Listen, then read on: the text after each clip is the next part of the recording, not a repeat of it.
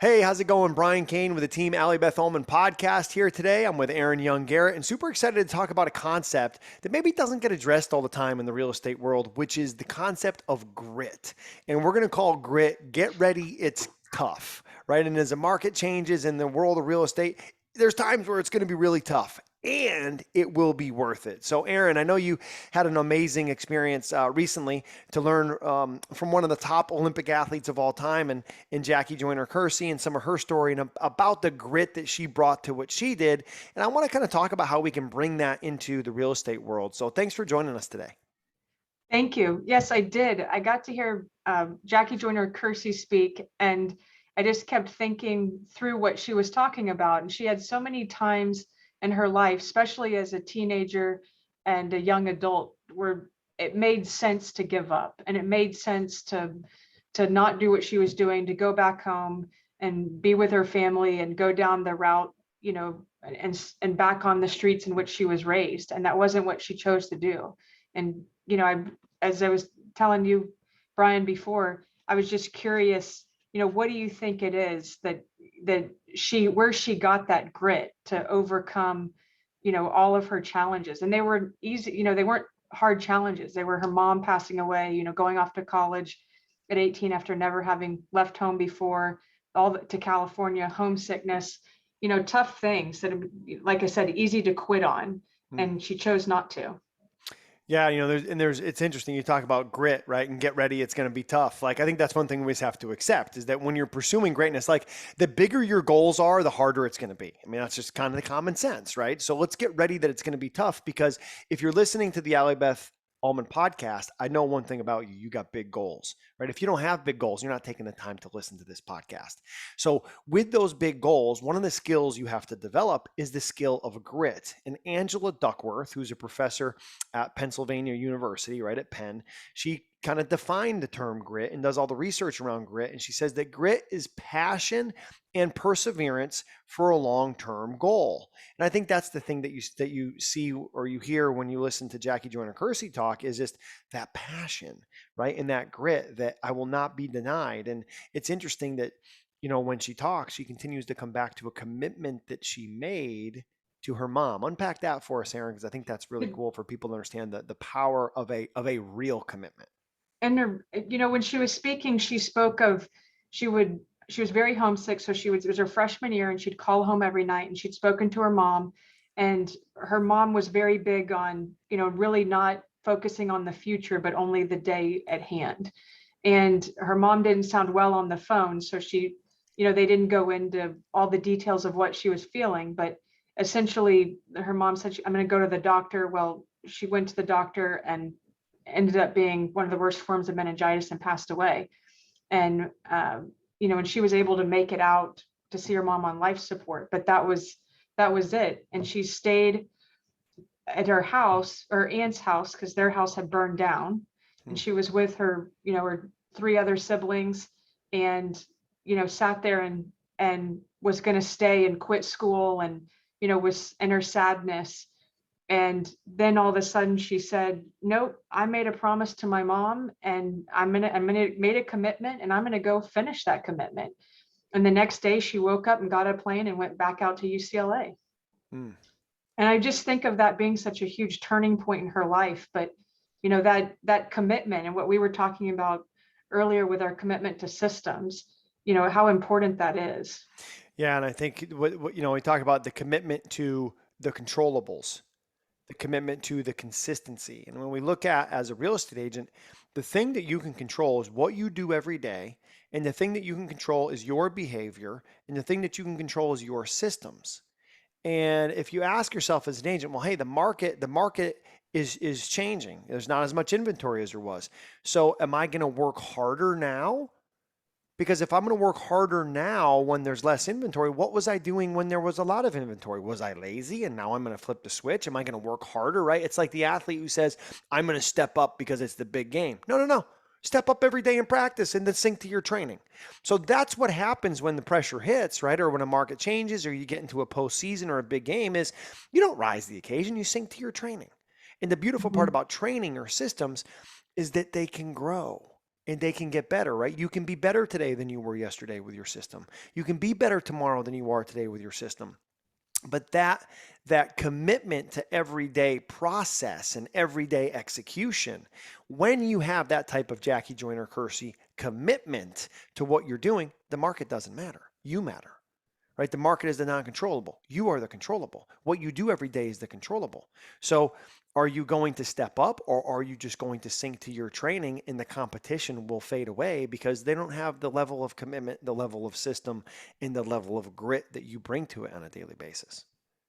Right. And also back to what you were saying about keeping it all in perspective. I think that's really important because it is going to be, with the market stabilizing or softening, whatever word you want to use, you are going to have to, keep it in line with a bigger picture of what's going on and what you're going to fall back on. Yeah, I think it's funny you mentioned perspective. I think two key components of a real estate agent's success system, right? I call it your mental performance success system. And whether you're a real estate agent, any other profession, is two tools that you should have are a perspective poster and a vision board. And a perspective poster is a collage of images. I make mine in PowerPoint. I just bring pictures in there and make a little picture, and I print it every quarter, and it stays the same largely quarter to quarter with adding a couple images. And it's just a collage of pictures that remind me of perspective in two key perspectives: an attitude of gratitude and the compared to what perspective, right? And the attitude of gratitude that I still get to go to work every day. Attitude of gratitude that I still can see and hear you right now, right? Gratitude that I'm still here. And compared to what mentality, when I look at things like on my perspective poster is a picture of Pat Tillman, who walked away from a multi-million-dollar NFL career to go fight for our country. I have a picture of firefighters, hanging a flag at 9/11 at that at the Trade Center when those went down. And I have pictures on there that just remind me that, hey, this too shall pass. I have pictures on there that remind me that, hey, let's not make this bigger than it needs to be. Let's focus on what is, not what if, right? And I think sometimes as real estate agents and as performers in life in general, we focus too much on the what if, and we start to speculate into a road that never ends instead of just dealing with what is here, right now. Kind of like Jackie Joyner Kersey's mom didn't say, let's look at the future. Let's just deal with what we're dealing with right now. It's kind of like a car driving down the road, Erin. If I'm driving a car down the road, and I want to go, say, from Scottsdale, Arizona to Southlake, Texas, where I used to live. If I'm driving across the country, I leave at midnight. It's completely dark. I can't see all the way from Scottsdale to Southlake. But what I can see, because I have headlights, is I can see the next 200 feet of the road. And if I focus on that next 200 feet, and then the next 200 feet, and then the next 200 feet, and then the next 200 feet, I'll get to where I want to go. I'll get to my destination. So it's kind of like eating the elephant one bite at a time instead of looking at the elephant and going, oh, I don't know if I can eat the whole thing. Well, you'll never know until you take the first bite and then keep biting. That's grit. That's perspective, right? So the perspective is gratitude. The perspective is compared to what? And I think making that little poster or an image somewhere that you can see and use that as a reminder. I have mine on my nightstand next to my bed, that when I get in bed, I look at that. I look at my goals, my vision board, right? We talked about those two things. A vision board is just a collection of images of who you want to be, what you want to accomplish, what you want to give to the world, right? So on my vision board is a picture of me with my family. There's a picture of a book that I'm working on that I want to write. There's other pictures on there of things that I want to accomplish, things that I want to do. So by looking at those two things every day, I'm raising my basement, right? I never allow myself to fall down into that dark, negative, I don't know if this is going to happen. I'm like, no, this is what I want. This is the perspective I have. I'm grateful. Let's get to work tomorrow. Here's my plan and my schedule. And I think that comes back to the system. So vision board, perspective poster is a part of your system. And ultimately your perspective is your reality. The attitude is a decision, and attitude and perspective are passengers in the same car, like they tie in together. So what are some things that you see, Erin, that can help a real estate agent to build that grit and build that perspective? What are things that they can actually do, you think, to help Well, it's sort of, reinforce that? and what we keep talking about was, putting the systems in place. And, whether that's certain morning routines or, whatever, so many phone calls or so many, let's call them touches to clients, all those sorts of things. And like you said earlier, the commitment to the systems, don't rise to the occasion at just one point, or, for this one situation, sync to your systems when it gets tough, and have your systems, so consistent that you're not really syncing. You're just going back to what and you're Yeah. not having to rebuild it. Yeah, it's like if you're listening to this and you say, "Well, man, this is when I was at my best. This is how I rise to the occasion." Here's my challenge to you: make your best your baseline. In the Hmm. sense of when you perform at your best, like look at your ideal day. When you have an ideal day, what are you doing? Now do that every day. And when I say ideal day, I don't mean sitting on the beach drinking Mai Tais and Tahiti. I mean like I'm going to bed at 8:30. I'm not watching TV. I'm not watching mindless TV. I'm going to bed. I'm reading something that's educational for me that helps me be better at what I want to do in service to the world. I'm waking up early. I'm having some quiet time to myself. I'm getting up and I'm moving my body and exercising. I'm having a plan for the day. I've got my clothes laid out the night before, so I don't have to waste any time thinking, what am I going to wear? I get up, I get dressed, and I'm into my day, and I have my creative time of the things I need to do, whether it's newsletter writing or things like that. I do my creative before I do my reactive, right? And then once I get to a certain part in the day, let's say like 11 o'clock or noon or whatever it is, now I'm out the door and I'm working with clients and working with customers. I get home, I have some good family time where I'm unplugged. I'm not strapped to my phone or a TV or a device, and we have maybe a family dinner or whatever it is, or and then I'm getting ready for tomorrow. And I'm like, wow, I look back and I just had a great day and I got more done in one day than I do sometimes in a week. Do that every day. Make that Hmm. your baseline. Unless you and then give yourself permission to say, I'm not doing that for a couple of days. Like July 4th is coming up. I got married on July 4th, right? So I think it's our I should know this off the top of my head. I think it's our 7-year anniversary coming up here on July 4th. So like I'm going to take July 1st to 5th and I'm not going to be available. I'm going to disappear and I'm going to invest in the family time. And then I'm going to come back on July 6th. And I'm going to sync back to my training and back into my ideal day and my strict routine. And I'm going to roll. But that's a system. And your system Hmm. can't be driven by feel. Your system has to be driven by focus because you got to get ready. It's going to be tough and it will be worth it when you do. Yeah. And that, first of all, happy anniversary. Oh, But thank you. Thank you. but you also said earlier, um, commitment to your systems, not your feelings. And I Yes. wrote that down. Yes. That was great. It's funny. I work with she she's a mental performance coach. She's an author. She's a speaker. She's a world champion in tie down calf roping. I'm talking about the great Doneen Taylor. And she reached out to me. I can't remember what year it was. Maybe 2017. Reached out and said, "Hey, I finished like third, second, fourth, and third the last 4 years in the world championships of rodeo, and I think it's mental."